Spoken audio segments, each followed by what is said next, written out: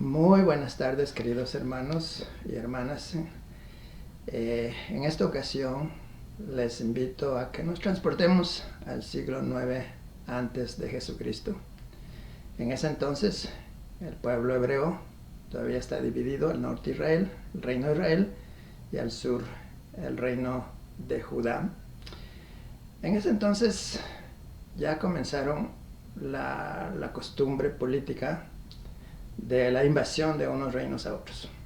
Siria al norte ya jugaba un papel muy importante en el panorama político de aquel entonces, Egipto al sur, y por supuesto más al oriente se venían formando los reinos de Babilonia, Media y Persia, que posteriormente fueron los que conquistaron el mundo.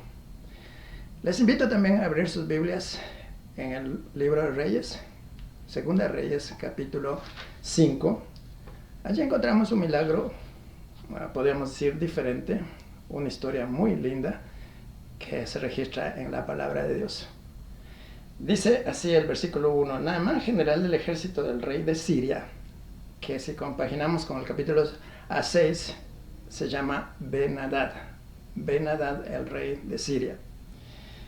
Tenía un general del ejército, el jefe de las fuerzas armadas, dice, al cual le tenía en alta estima, porque por medio de él había logrado grandes batallas. Pero la palabra del Señor añade, pero era leproso. Y para mí es muy intrigante que él haya mantenido ese puesto como general del ejército, teniendo este problema de salud. Pero bueno, así nos relata la Biblia, y no tenemos por qué dudarlo, pero él tenía este problema de salud, que era leproso. Y dice la palabra del Señor que de Siria habían salido bandas armadas hacia el sur, en este caso al territorio de Palestina, a Israel, a Judá, y llevaban presos, llevaban cautivos, familias enteras, o a los jóvenes o a las señoritas, para en sus respectivos imperios ponerlos en diferentes funciones, en diferentes trabajos, como personas que fueron llevados cautivos. Entre estas personas va una muchacha, y Naamán le emplea en su casa como ayudante, como la sirvienta, como decimos normalmente o vulgarmente, de su esposa. Un día esta muchacha le dice a su patrona: si rogase mi señor al profeta que está en Samaria, él lo sanaría de la lepra. Por supuesto, la esposa le dice a su esposo, a Naamán. Naamán va y conversa con el rey Ben-Hadad, y le dice: mira, se ha dicho esto y esto y esto. Al rey le gusta la idea, y enseguida le dice: si tú quieres, vete a Israel para que seas sanado. Y no solo eso, sino que dice que salió pues llevando consigo 10 talentos de plata, 6,000 piezas de oro y 10 mudas de vestido. Tomó también cartas para el rey de Israel, que si compaginamos la cronología tiene que haber sido Jehú. Y en la carta le dice: mira, esta carta es una carta oficial de rey a rey. Yo te mando a mi general del ejército. Y el versículo claro de la palabra del Señor 6 dice: para que lo sanes de la lepra. Y obviamente cuando llegó a Naamán, le entregó la carta al rey. Cuando leyó la carta no le gustó, y interpretó que era una provocación para tener pleito entre los dos reinos. En ese momento Eliseo escuchó que el rey Jehú había roto sus vestidos y había dicho: yo no soy Dios para sanar a nadie. Y Eliseo le manda a decir al rey: dile a Naamán que venga conmigo. Y dice la palabra del Señor: vino Naamán con sus caballos, con su carro, y se paró a la puerta de la casa de Eliseo. Y Eliseo manda un mensajero y le dice, vete al río Jordán y lávate 7 veces. Esto le incomodó a Naamán en una forma increíble, que dice la palabra del Señor que se fue enojado. Cogió su grupo de gente, soldados, sus regalos que había traído, y se regresó sumamente enojado. Pero en el camino los criados le dicen, pero Señor, si acaso el profeta te hubiera pedido alguna cosa mucho más grande, mucho más difícil, mucho más compleja, ¿no estarías dispuesto a hacerlo por tu salud? Y de cierta manera la apaciguan esa reacción enojona que él tuvo. Y dice la palabra del Señor que regresó, descendió al río Jordán, conforme a la palabra de Dios, a la palabra del varón de Dios, hizo carne, se volvió como la carne de un niño y quedó limpio. Entonces él cambia de actitud y regresa frente a la casa de Eliseo. Y hace una declaración sumamente interesante. Dice, ahora reconozco que no hay otro Dios como el Dios de Israel. Y le ruega a Eliseo que reciba los regalos que él había traído. Y Eliseo dice, no los voy a recibir. Y no recibió absolutamente nada de él. Pero Naamán, para recompensar o para agradecer el milagro recibido, le dice, bueno, de aquí en adelante ustedes no van a pagar tributo a Siria. Les voy a exonerar de ese tributo en gratitud a lo que ha pasado. Y no solamente eso, sino que él dice, de aquí en adelante no ofreceré ningún sacrificio holocausto, sino es a Jehová, el Dios de Israel. Y cuando Eliseo escuchó estas palabras, le dijo, perfecto, ve en paz. Entonces él comenzó su viaje de regreso para Siria. Giezi, el ayudante de Eliseo, dice, qué bárbaro, mi patrón, mi padre espiritual, mi profeta, no recibió nada de esa gran oferta, de esa gran donación, 10 talentos de plata y miles de piezas de oro y 10 vestidos. Yo voy a coger por lo menos algo de eso. Y sale corriendo atrás de Naamán. Naamán, al verlo, se baja de su carroza y se dirige a Giezi y le pregunta, ¿está bien todo en casa? Y él dice, sí, todo está bien. Y él en su astucia dice, mira, es que acaban de llegar 2 profetas, estudiantes de profetas, a la casa. Y no tenemos para alimentarlos. No tenemos vestidos para vestirlos. No tenemos algo para darles a ellos. Y Naamán dice, ¿qué quieres? Y él dice, quiero un talento de plata. Aproximadamente 32 kilos de peso. Y Naamán dice, no te voy a dar 1, te voy a dar 2 talentos. Y dice ahí la palabra del Señor que él preparó las bolsas de plata y pidió a 2 de sus empleados que fueran con Giezi y regresaran a la casa y le entregase ese dinero. Efectivamente, regresaron a la casa de Eliseo. Al entrar a la casa, Giezi pidió a estos 2 soldados de Naamán que escondieran la plata en algún lugar específico, escondió los vestidos, vino y se presentó delante de Eliseo. Y Eliseo le pregunta, ¿dónde andabas? Y él vuelve a mentir y dice, no, yo no me he ido a ninguna parte, aquí he estado todo el tiempo. Y Eliseo le da una exhortación y le dice, mi espíritu estaba contigo y yo sé todo lo que has hecho. Por lo tanto, la lepra de Naamán ahora se te pasará a ti y a tu descendencia. Y termina diciendo el pasaje bíblico: por tanto la lepra de Naamán se pegará a ti y a tu descendencia para siempre. Y salió de delante de él leproso, blanco como la nieve.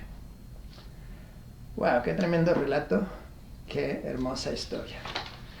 Yo quiero hacer 5 declaraciones rápidas en torno a este relato. Número 1. La persona más sencilla puede ser usada por Dios como instrumento para traer una gran bendición. La persona más sencilla puede ser usada por Dios como instrumento para traer una gran bendición. Fue la empleada doméstica, la que fue cautiva, la que inició toda esta dinámica que concluyó en este gran milagro. Número 2. De vez en cuando un siervo de Dios tiene que modificar su conducta para puntualizar su dignidad de ungido de Jehová. Aquí encontramos dos lugares. Uno, Naamán debía haber venido directamente con el profeta Eliseo, pero no va con Eliseo, va con Jehú. Y las cartas no son para Eliseo, sino para Jehú. Y el pedido del rey Ben-Hadad es a Jehú, para que tú lo sanes, dice ahí la palabra del Señor. Y así le estaban dejando a un lado a Eliseo, en segundo plano. Y en segundo lugar, cuando Naamán se presenta frente a la casa de Eliseo, dice Naamán que él pensó que él iba a salir de su casa, quizás besarle los pies, inclinarse delante de él y hacer toda la ceremonia diplomática. Luego dice: me tocaría el cuerpo y invocaría a su Dios y me sanaría. Y Eliseo dice: no, aquí en el reino de Dios, yo soy el ungido de Jehová. Y le da una orden, ni siquiera se presenta a saludarlo ni nada, y le da una orden, diríamos diplomáticamente no acertada, pero dentro de los valores del reino de Dios, para que Naamán reconociera que él era el ungido de Jehová. Declaración número 3. Muchas veces necesitamos pacificadores que nos ayuden a entender y a corregir nuestras reacciones. Escúchenme bien. Muchas veces nosotros, los pastores, los siervos de Dios, los líderes de la iglesia, los esposos, las esposas, necesitamos pacificadores que nos ayuden a entender y corregir nuestras reacciones. A mí me fascina cuando los empleados, los criados de Naamán, dice, se acercaron y le hablaron diciendo: Padre mío. Miren el lenguaje: Padre mío. ¿Por qué esa reacción tan violenta? ¿Por qué decir que los ríos de Siria no son mejores que cualquier agua de Canaán? Anar y Farfar no son mejores ríos. Habana y Farfar. Si acaso el profeta te estuviera pidiendo algo mucho más difícil, mucho más costoso, ¿no lo harías por tu salud? Mucho menos descender al río Jordán y zambullirte 7 veces ahí. ¿Qué te cuesta? Esto me hace recordar las palabras de nuestro Señor Jesucristo: bienaventurados los pacificadores, porque ellos serán llamados hijos de Dios. En el momento que nosotros vivimos hoy, casi en cualquier aspecto de la vida social, familiar, política, necesitamos urgentemente pacificadores. Nos estamos despedazando entre nosotros mismos. Estamos vandalizando nuestras propiedades, estamos haciendo cosas increíbles. Que uno diría: ¿el ser humano puede hacer tanta maldad? Bueno, necesitamos pacificadores para que las cosas no vayan a peor. Número 4. El milagro estaba allí. El milagro estaba entre la acción de Dios, el profeta, y lo que Naamán debía de hacer. Pero mi declaración es esta: el milagro estaba allí, pero en diferente envoltura. Naamán dice: yo pensé que él saldría, él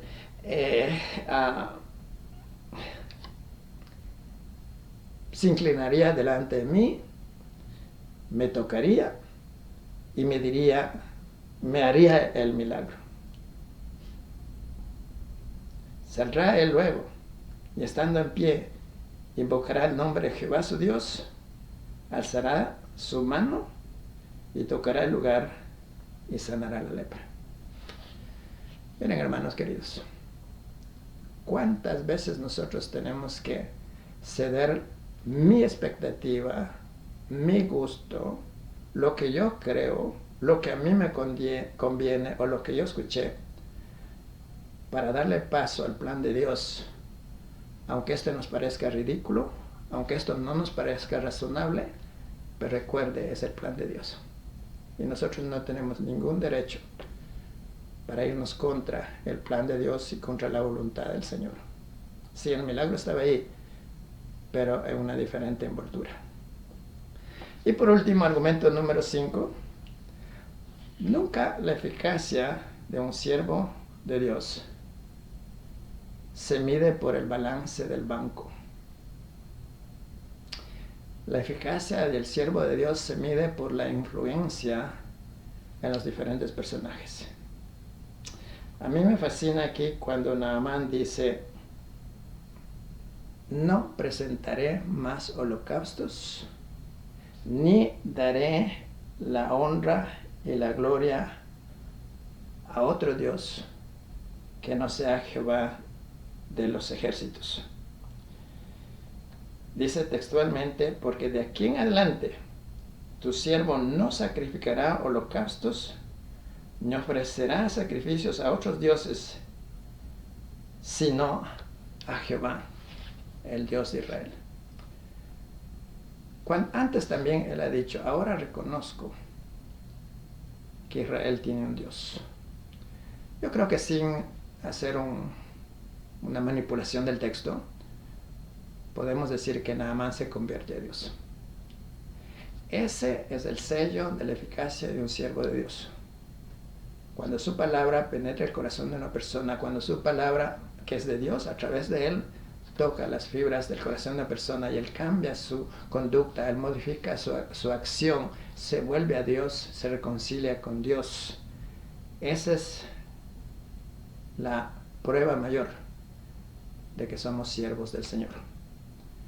Cuando San Pablo en Corinto dudaron de su apostolado y le criticaron y le dijeron un montón de cosas, dijo: ustedes son cartas abiertas, ustedes son las cartas de recomendación, ustedes son las pruebas indubitables de que yo sí soy un apóstol, un siervo de Jesucristo. Que Dios nos ayude a poder dar testimonio de que por nuestra presencia, por nuestra palabra, por nuestras acciones, por nuestra conducta, influenciamos en personas para que cambien su conducta, se acercan a Dios. Y si no tienen a Cristo en su corazón, pues abran su corazón y reciban a Jesucristo como su Salvador personal. No estoy haciendo una conclusión, una aplicación definitiva el día de hoy. Le invitaría a que vuelva a escuchar el video. Y yo sé que hay mucho contenido. Y con la ayuda del Espíritu Santo, la ayuda de Dios, Él le va a hablar a su vida. Sí pido a Dios que Dios le bendiga, que Dios le cuide, que salgamos adelante en medio de las circunstancias que estamos, que no falta el pan de cada día en nuestras mesas. Y en el nombre del Señor vamos a salir adelante. Porque el Dios de Eliseo, el Dios de Naamán, el Dios que curó la lepra, es el mismo Dios. Es el mismo ayer, hoy y siempre. Y ese Dios también está con nosotros. Que Dios les bendiga. Nos veremos en una próxima oportunidad.